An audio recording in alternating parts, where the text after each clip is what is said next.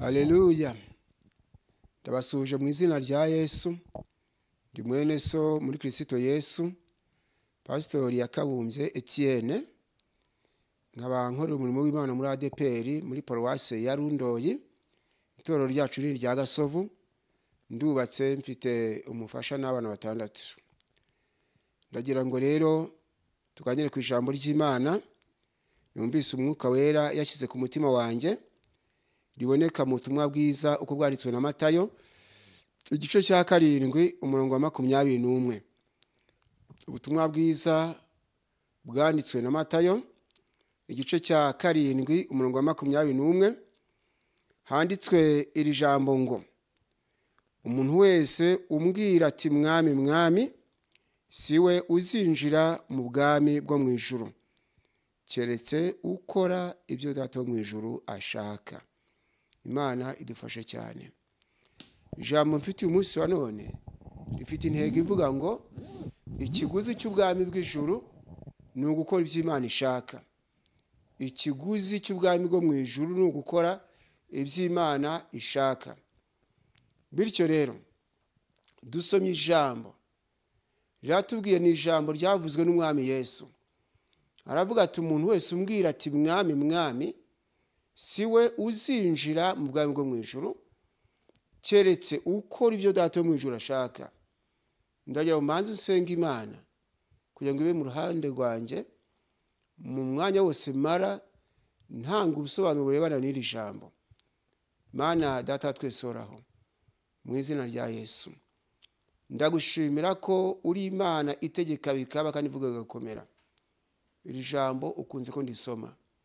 Ngusabye imbaraga ngube hafi yanjye.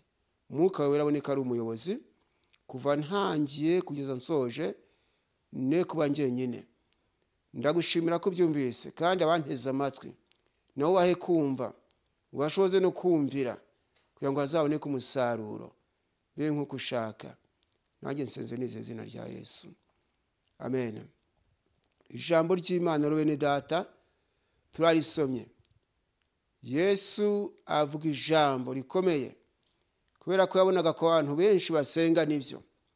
Ariko aravuga ati umuntu wese umbwira ati mwami mwami si uzinjira mu bwami bwo mu ijuru ahubwo keretse ukora ibyo Data wo mu ijuru ashaka.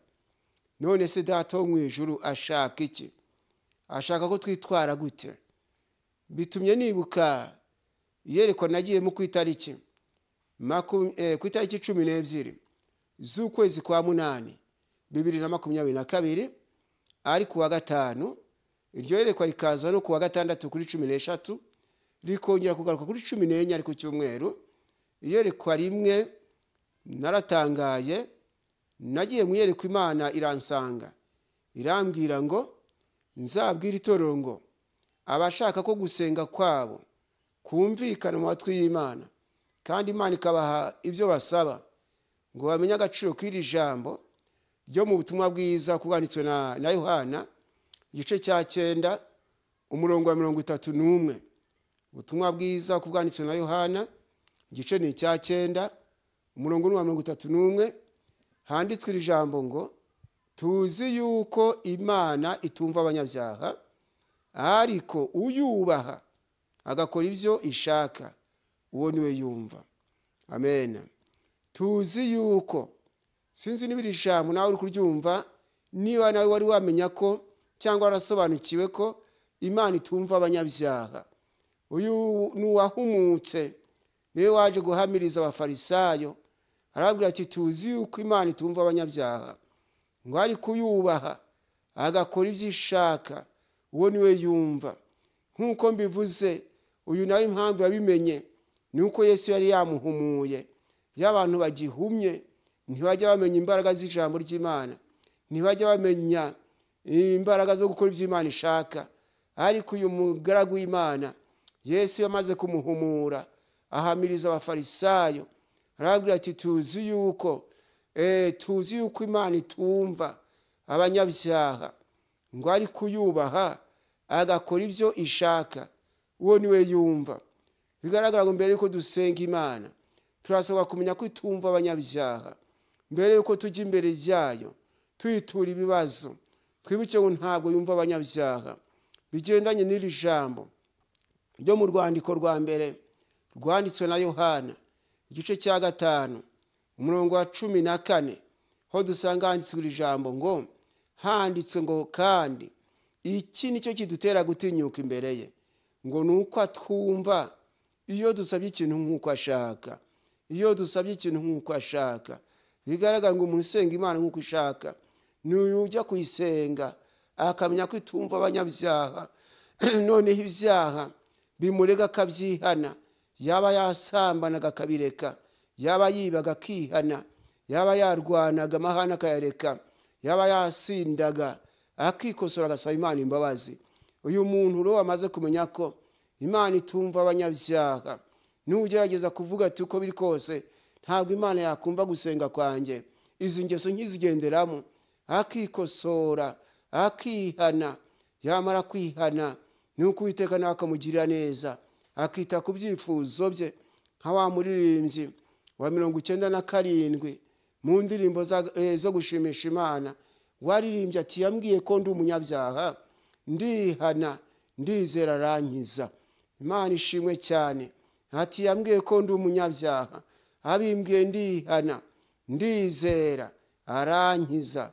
Nawe niba rero ushaka ko amasengesho yawe agira agaciro mu matwi y'Imana, urasabwa kumenya ko Imana itumva abanyabyaha.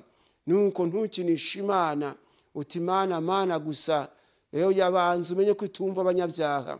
Igitabo cy'Imigani igice cya 28 umurongo wa 9 niho handitswe iri jambo ngo uwiziba amatwi ngo atumva amategeko, gusenga kwe nako ni ikizira. Umuntu wiziba amatwi ngo atumva amategeko, gusenga kwe nako ni ikizira. Yesu nadufashe cyane. Imana nibivuga iti ntugasambane, ugasambana, umenye ko gusenga kwawe kuraza kuba ikizira. Imana ivuga ngo ntukibe, nukukiba wibuke ko nusenga ayo masengesho araba ari ikizira. Imana nivuga iti ntukagire izindi mana mu maso yanjye, ukajya mu bapfumu kuraguza, ugasanga urajya mu bintu bidafite umumaro.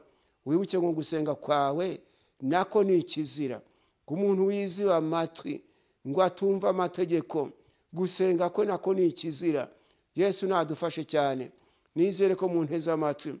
Gusa rero iyerekwa ryo kuri 12 na 13 na 14 z'ukwezi kwa 8 2022, nuko Imana irambwira ngo abashaka ko amasengesho yabo agira agaciro mu matwi yayo, ngo barasaba kubahiriza iryo jambo.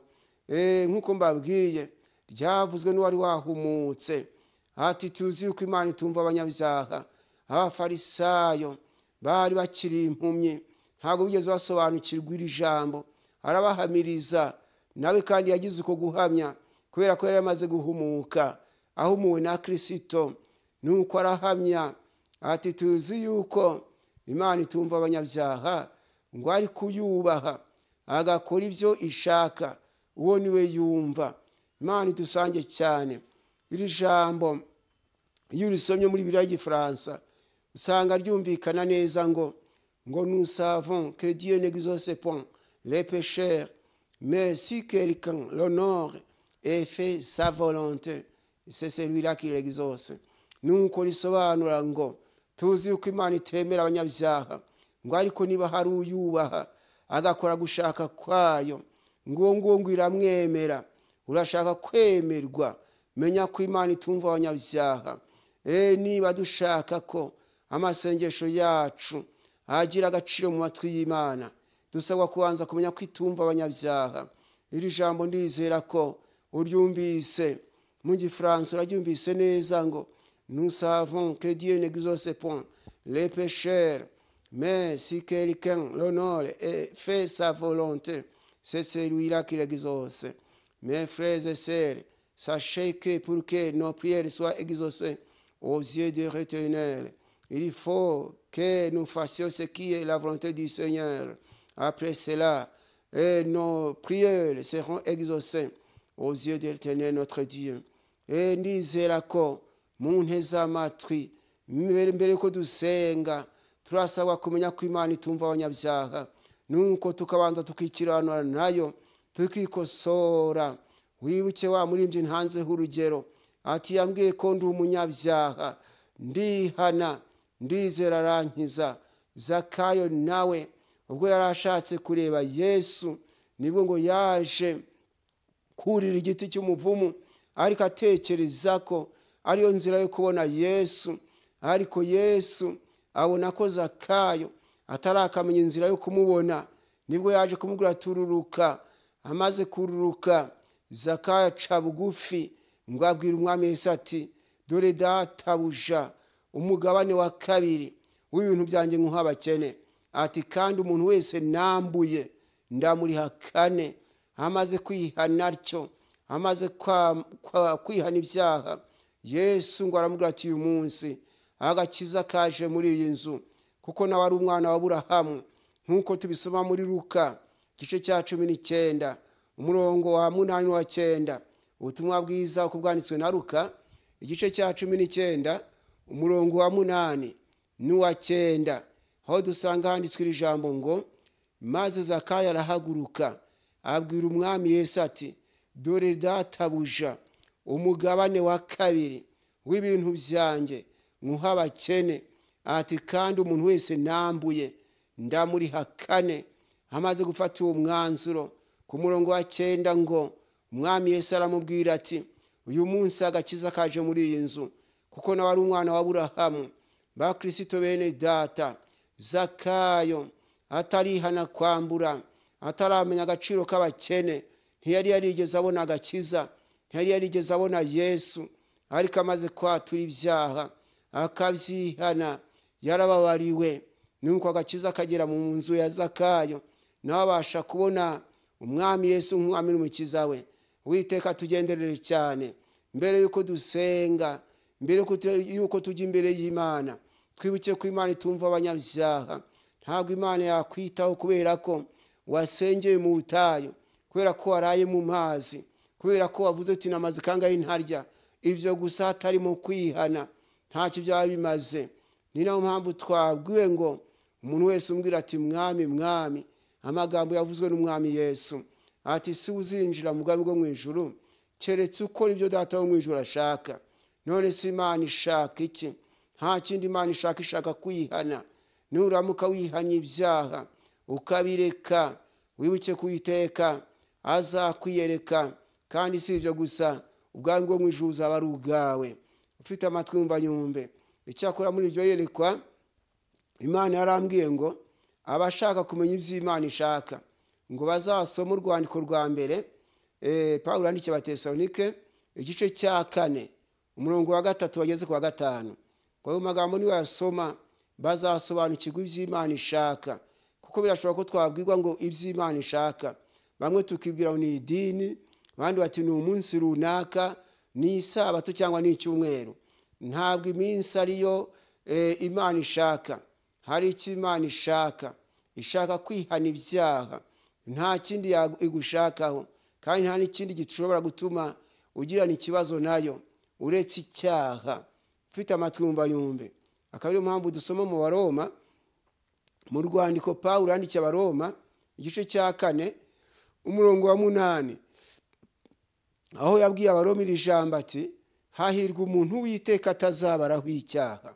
Hahirwa umuntu w'Iteka atazabaraho icyaha. Ntabwo ari umuhanuzi uhiriwe, ntabwo ari uwerekwa cyane. Uyu muntu ugira amahirwe n'umuntu w'Iteka atazabaraho icyaha. Uwo muntu agira amahirwe n'uw'Imana izagenzura ntimuboneho icyaha. Imana idufashe cyane. Nanjye ndibaza ntese nakora iki ngo Imana itambonaho icyaha? Wowe se wakora iki? Ni ukuvuga ngo nta kindi wakora, ni uko ibyaha wiyumvamo ubyihana. Iyo umaze kubyihana nyine Imana irakubabarira. Icyakora ukabyihanira kubireka, ntiwongere kubisubiramo. Hahirwa umuntu w'Iteka atazabaraho icyaha.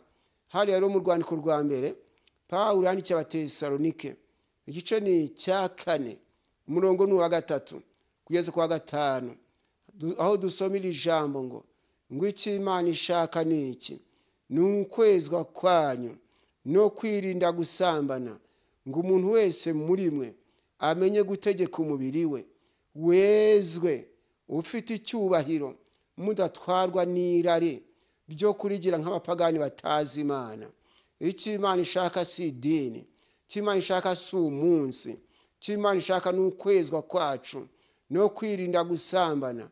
Umuntu wese muri twe amenye gutegeka umubiri we. Icyo Imana ishaka si idini, nongeye misubiremo, udahagara ku idini usengeramo uti ndi umwadeperi, undi ati nanjye ndi umupaneko, undi ati nanjye ndi umudivantisi wo musa karindwi, undi ati nanjye ndi umugatolika, umubatisita n'abandi. Icyo Imana ishaka si icyo, ishaka kwezwa kwanjye nawe. Icyo Imana ishaka ni iki? Ni ukwezwa kwanyu no kwirinda gusambana, ngo umuntu wese muri mwe amenye gutegeka umubiri we, wezwe, ufite icyubahiro, mudatwarwa n'irari ryo kurigira nk'abapagani batazi Imana. Biblia y'Igiswahili bivuga neza ngo maana haya ndiyo mapenzi ya Mungu, kutakaswa kwenu, muepukane na uasherati, kila mmoja wenu na ajue kuweza mwili wake katika heshima, katika utakatifu na heshima, si katika hali ya tamaa mbaya kama mataifa wasiomjua Mungu. Yani kusema kwamba mapenzi ya Mungu si dhehebu, mapenzi ya Mungu si jina la ubatizo, bali mapenzi ya Mungu ni kutakaswa kwetu, kama vile tumekwisha soma. Maana haya ndio mapenzi ya Mungu, kutakaswa kwenu, muepukane na uasherati, kila mmoja wenu na ajue kuweza mwili wake katika utakatifu na heshima, si katika hali ya tamaa mbaya kama mataifa wasiomjua Mungu. Nuko iri jambo risobanuye ngo maana haya ndio mapenzi ya Mungu, kuko ubu ari bwo bushake bw'Imana, kwezwa kwanyu no kwirinda gusambana cyangwa kwitandukanya n'ubusambanyi. Umuntu wese muri twe cyangwa se muri mwe, kila mmoja wenu na ajue kuweza mwili wake.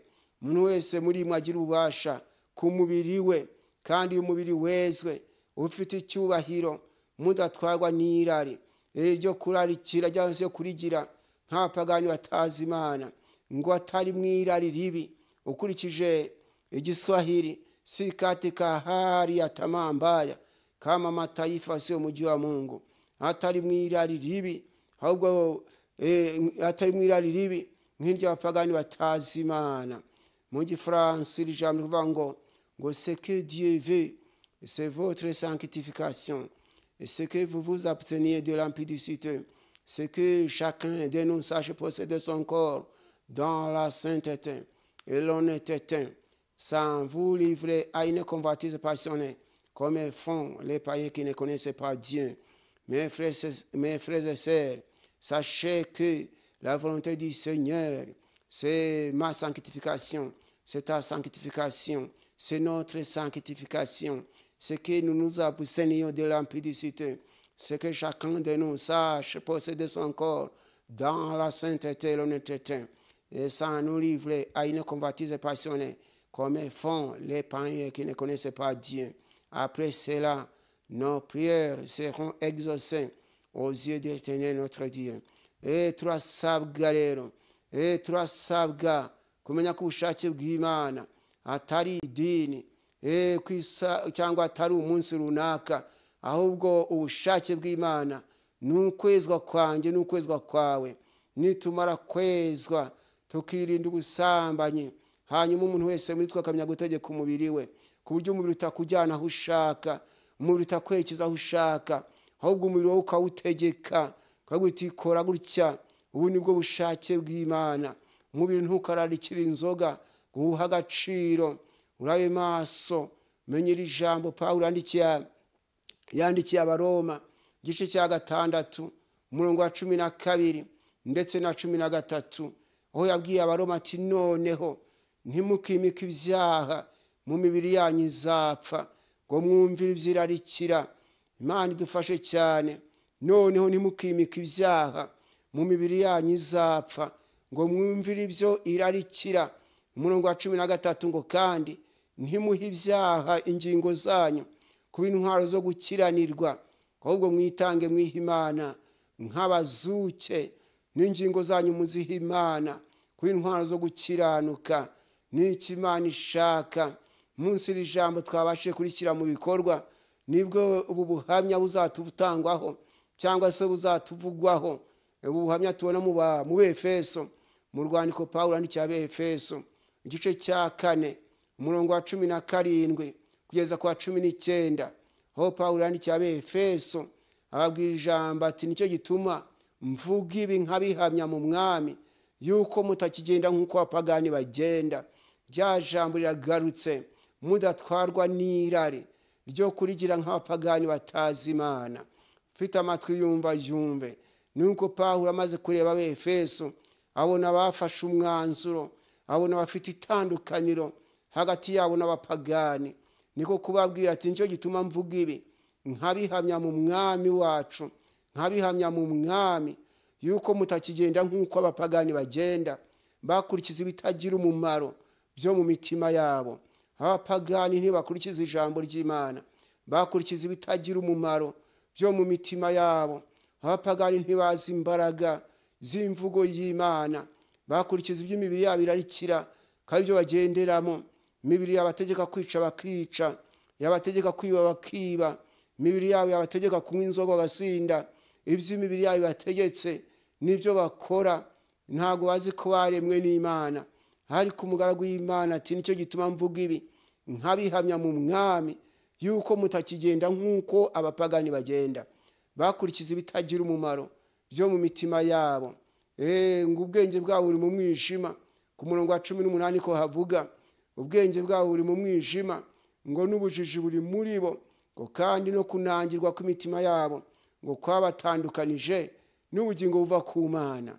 Hanyuma umurongo wa 19 ngo kandi babaye ibiti biha ubusambanyi bwinshi. Abapagani nyine babaye ibiti biha ubusambanyi bwinshi, gukora iby'isoni nke byose bifatanyije no kwifuza. Babaye ibiti biha ubusambanyi bwinshi, gukora iby'isoni nke byose bifatanyije no kwifuza. Imana itugenderere cyane, turinde kugenda nk'abapagani, ahubwo dushoboza guhirimbana gukora ibyo dushakaho. Icyo Imana ishaka rero bakristo mu nteze amatwi ni ukwezwa kwacu no kwirinda gusambana, kandi ngo umuntu wese muri twebwe amenye gukora iby'Imana, amenye gutegeka umubiri we, wezwe ufite icyubahiro.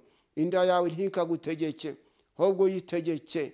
Amaso yawe ntakagutegeke, yategeke utureba ahangaha, uyabwira ibyo agomba kureba n'ibyo atagomba kureba. Amatwi yawe ntakagutegeke, yategeke uti yewe amatwi wanjye we, ndashaka ko wumva ibyo kumva, ibidafite umumaro ukabireka. Muri njye waje kuririmba wa 389 mu ndirimbo zo gushimisha Imana, aravuga ati uwo Yesu akijije, uwo Yesu akijije ntabwo ari uwo mu idini runaka, ahubwo n'uwo Yesu akijije. Ati uwo Yesu akijije bimubera umuziro, ngo yize no gutegeka amaboko n'amaso. Bakundwa bene data, mureke twige gutegeka amaboko n'amaso, twige gutegeka amaboko yacu n'amaso. Nuko amaso yacu areba ibyo kurebwa, amatwi yumva ibyo kumva. We kumva biragutera kamere, we kureba biratuma umubiri wawe ujya kure, gasanga irari ryagutegetse kubera iby'amaso yawe ari kubona. Ahubwo saba Imana igushoboze guhagarara neza. Yobu niwe waje kuvuga, kuko mu kanya ndaza kwanzura dusenge. Icyo Imana ishaka twakimenye n'ukwezwa kwacu. Ngeze ku ijambo ryo gutegeka umubiri gusa, ndayo manze nibura ngira amagambo angahe mvuga, maze dusenga Imana. Yobu niwe wavuze hariya mu gitabo cya Yobu 31 umurongo wa 5, aravuga kugeza ku murongo wa 12, aravuga ati niba naragendeye mu binyoma, ikirenge cyanjye kikihutira kuriganya. Ati niba naragendeye mu binyoma, ikirenge cyanjye kikihutira kuriganya. Ati henga mpimirwe ku minzani ireshya, kugira ngo Imana imenye gutungana kwanjye. Agera ku murongo wa 7, aravuga ati niba intambwe zanjye zarateshutse inzira, niba intambwe zanjye zarateshutse inzira, umutima wanjye ukayobezwa n'ibyo amaso yanjye areba. Urumva iryo jambo, umutima wanjye ukayobezwa n'ibyo amaso yanjye areba. Ati cyangwa niba inenge yarometse ku biganza byanjye. Agera ku murongo wa 8, ati ndakabiba hasarura undi, ati nukuri imyaka yo mu murima wanjye irakarandurwa. Maze ageze ku murongo w'ikenda ati niba umutima wanjye warashutswe n'umugore, Imana idufashe cyane, niba umutima wanjye warashutswe n'umugore, ati nkubikirira ku muryango w'umuturanyi wanjye. Murongo wa 10 ati umugore wanjye aragasera undi kandi ashakwe n'abandi. Ageze ku murongo wa 11 ati kuko icyo cyaba ari ikizira gikabije, cyaba ari ikizira gikabije, ati nukuri cyaba ari ikibi gikabije, ati nukuri ni ikizira cyo guhanwa n'abacamanza. Yesu nadufashe cyane, ati kuko icyo cyaba ari ikibi gikabije. Nyumva neza, gushukwa n'amaso yawe, gushukwa n'umugore uwakanaka umuturanyi wawe. Ndabiza abantu bajya bakurikirana chano yanjye, mwarabyumvise ku butumwa mperutse gutambutsa, aho nabwiye abantu kw'Imana yampishuriye ku itariki 19 z'ukwezi kwa 12 2004 ari ku cyumweru, irambwira ngende mbwira abantu ngo mbwira abakristo ngo umuntu wese amenye ingabano ze, bisani ngo umuntu amenya hivye bigarukira, nuko ye kurarikira iby'abandi. Urabe maso ujye mwita umufasha wanjye n'uyo, hirya ye ntabwo ari ahanje, tumuga wanjye n'uyu hirya ye si ahanje. Nuko uyu mugaragu w'Imana ati niba umutima wanjye warashutswe n'umugore, nkubikirira ku muryango w'umuturanyi wanjye, ati umugore wanjye aragasera undi, ati kandi ashakwe n'abandi, ati kuko icyo cyaba ari ikibi gikabije, ati ndetse cyaba ari ikizira cyo guhanwa n'abacamanza. Murongo wa 12 aravuga ati kuko cyamera nk'umuriro ukongora ukageza kukurimbuka, ati kandi cyarandura ibyo nungutse byose. Urabe maso wunteze amatwi, ntabwo nkuzuzwe n'Imana yashyize ubu butumwa muri nje kugira ngo uzabwumva uzajye wishyira ku munzani, nawe wishyire mu mwanya wa Yobu uti nanjye niba umutima wanjye warashutswe n'umugore, niko n'abagore mbabwira, nawe uvuye umutima wanjye warashutswe n'umugabo, niko n'abakobwa niko n'abasore mbabwira, imitima yanyu ntigashukwe n'abakobwa cyangwa n'abasore. Murabe maso n'iki Imana ishaka, irashaka ko umuntu wese muri twebwe amenya gutegeka umubiri we, naho bitabaye bityo ngo ibyo bishobora gutuma tubiba hagasarura abandi, twakora ariko ingororano zikazahabwa abandi bashoboye kwirinda. Urabe maso Imana igufashe ejo utazaruhira abandi bitewe no kutamenya gutegeka umubiri wawe. Umubiri nugutegeka uzagukoresha ibyamfurambi. Umubiri wategetse abantu bararwana, iyo umubiri wategetse abantu barasambana, umubiri wategeka abantu bakiba, wategeka abantu bakora ibyaha byo bitandukanye, nibwo benshi bashinja abandi binyoma, nibwo abandi bagira urugomo bakica. Bityo Yesu nadufashe cyane. Nkangira ngo ngere ku mwanzuro maze dusenga Imana. Yesaya 33 murongo wa 14 kugeza 16 handitswe iri jambo mu gitabo cy'umuhanuzi Yesaya 33 murongo wa 14 kugeza 16 handitswe iri jambo ngo abanyabyaha b'Isiyoni baratinya, dore ko twabwira ijambo ngo tuzi yuko Imana itumva abanyabyaha, ngo ari kuyubaha agakora ibyishaka, uwo niwe yumva. Ngira ngo mwanteze amatwi, none tugeze ku magambo agana ku mwanzuro ngo abanyabyaha b'Isiyoni, niko n'abanyabyaha bo mu Rwanda, n'abanyabyaha bo muri Kongo, n'abanyabyaha bo muri Kenya, Tanzania, Uganda, Uburundi, abanyabyaha bo ku isi yose. Abanyabyaha b'Isiyoni baratinya, ntabwo ari ab'Isiyoni gusa, ubundi Isiyoni ni mu Isirayeli. Isiyoni narahageze, i Yerusalemu niho harimo Isiyoni, aho narahageze hafi, cyangwa se aho Dawidi yasengeraga hafi ya ikidendezi Betesida, aho ngaho narahageze. Ariko dusomye ijambo ratubwiye ngo abanyabyaha b'Isiyoni baratinya, guhinda umushyitsi gutunguye abatubaha Imana, guhinda umushyitsi gutunguye abatubaha Imana. Uyu mugaragu w'Imana arakomeza ati muri twe ninde uzabasha guturana n'inkongi y'iteka ryose, kandi muri twe ninde uzashobora guturana no gutwika kw'iteka. Umurongo wa 15 ngo ugendana gukiranuka akavuga ibitunganye. Ubwo twageze ku ijambo gutegeka umubiri. Ugendana gukiranuka akavuga ibitunganye, akagaya indama iva mu gahato, agashwishuriza impongano bamuha, akipfuka mu matwi ngo atumve inama yo kumvusha amaraso, agahumiriza amaso ngo atareba ibibi, ngo nuzikingira igihome ku rutare, ngo uwo niwe uzatura harengeye, yikingira igihome cyo ku rutare, azahabwa ibyo kurya bimutunga, n'amazi yo kunywa ntazayabura. Yesu nadufashe cyane. Umuhanuzi Yesaya, Mwuka Wera ari muri we, arahanura, aravuga ati muri twe, arabanza ati abanyabyaha b'i Siyoni baratinya, ati guhinda umushyitsi gutunguye abatubaha Imana. Ati muri twe ninde uzabasha guturana n'inkongi y'iteka ryose. Ati kandi muri twe ninde uzashobora guturana no gutwika kw'iteka. Abageze ku murongo wa 15 igisubizo arakibona. Atugendana gukiranuka akavuga ibitunganye, ururimi rwe akarutegeka. Ugendana gukiranuka akavuga ibitunganye, akagaya indama iva mu gahato, umeza cyo ntabwo ushobora kuba wamubwira ngo narenganye mugenzi we, najye kumucisha iby'amaherere.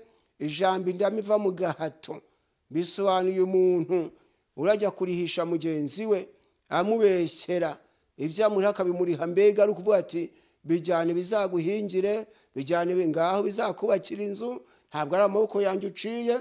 Iyo ni indama ivuye mu gahato, ngo agashwishuriza impongano bamuha. Uwo ni wamuhongerera ngo ajye kubeshyira abandi. Ntiwamuha amafaranga wajye kumena amaraso y'utariho urubanza ngo abyemere. Ntiwamuha amafaranga wajye gushinja mwene si ibinyoma ngo abyemere.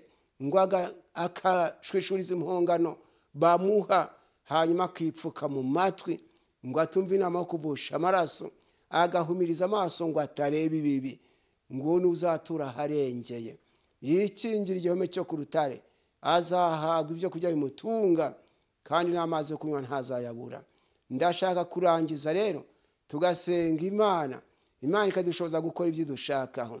Ndashaka kwanzurira hariya muri Luka igice cya 9 umurongo wa 11, hanyuma tugasenga Imana. Birashoboka ko wenda ugize icyifuzo cyo gukenera imbaraga zo gutegeka umubiri. Izo mbaraga uzisabye Imana yaziguha, kuko Yesu aravuga ati musabe muzahabwa, mushake muzabona. Yabajije impumyi Baritimayo ngo mbese urashaka ko nkukorera iki? Urashaka ko nkugirira nte? Baritimayo rero amaze kumenya ko ahumye ati databuja, ndashaka guhumuka.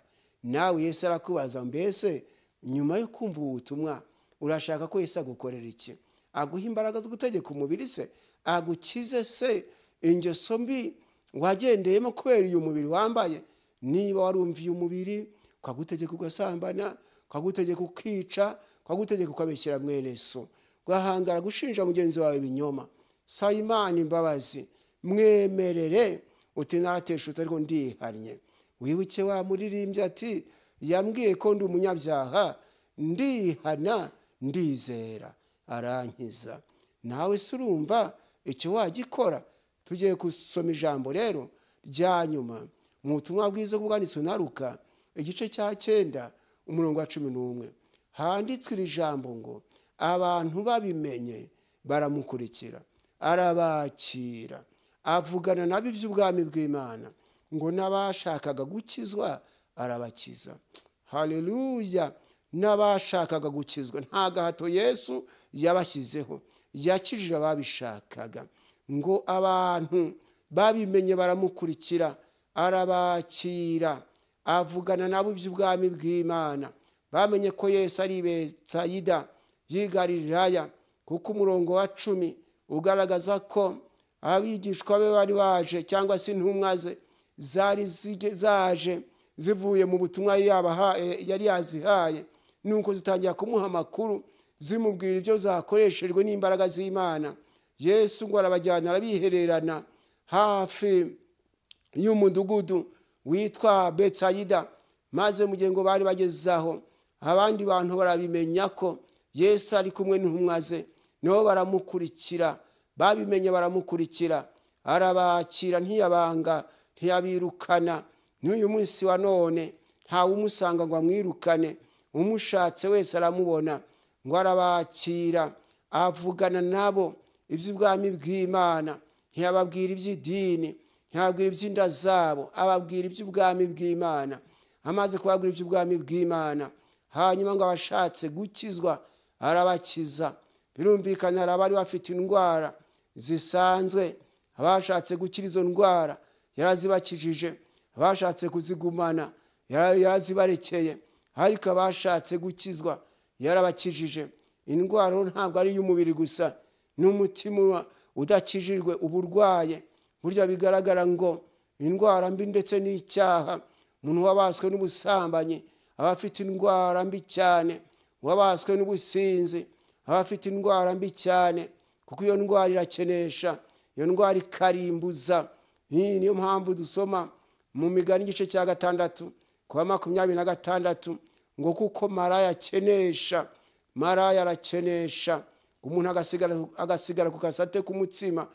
Murumva ko iyo ndwara ari mbi cyane, irarimbuza kandi iranakenesha. Kuko maraya akenesha, umuntu agasigara ku gasate k'umutsima, ngo kandi umugore usambana ahiga ubugingo bw'igiciro cyinshi. Ndagira ngo turangize rero, abashaka gukizwa Yesu yiteguye kubakiza. Indwara mvuga mbi cyane ni indwara y'ibyaha, ariko n'iz'umubiri Yesu ashobora kuzikiza kuba bishaka, ariko Uwiteka dufashe cyane.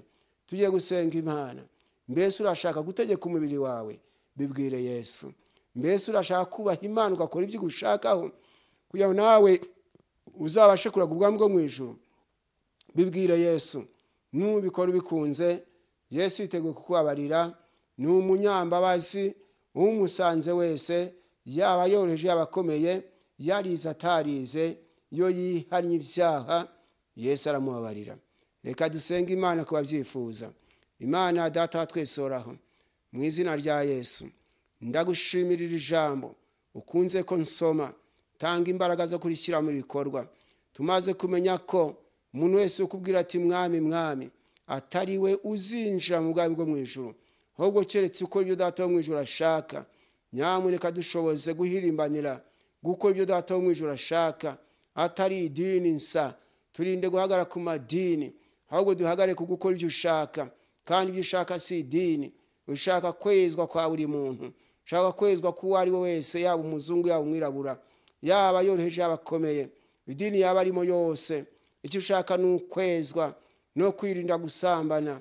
Umuntu wese muri twebwe akamenya gutegeka umubiri we. Nyamuneka utanga imbaraga, abantu bamenye gutegeka imibiri yabo. Amaso tanga imbaraga tumenye kuyategeka. Iminwa yacu nuko dushoboze gutegeka amatwi ajye yumva ibifite umumaro, bitagira umumaro twe kubiha amatwi yacu. Nuko amaso yacu arebe ibyatuma izina ryawe rihabwa icyubahiro. Turagushimira ko wumvise rero. Tanga imbaraga ku bagabo n'abagore, abahungu n'abakobwa, ayo imitima yabo yashutswe n'abagore bagateshuka, bakarenga ingabano, bakabakwaturiye, bababarire kandi bashoboze kwihanira kureka. Mu izina rya Yesu, ayo imibiri yategetse bakiba, abashije gukora kugira ingeso mbi z'uburyo butandukanye, bakamena amaraso y'abandi. Nyamuneka kubereke ko nta mahoro y'abanyabyaha, ahubwo ko uko bagenje ariko bazagenzwa, kandi bityo nibihana urababarira.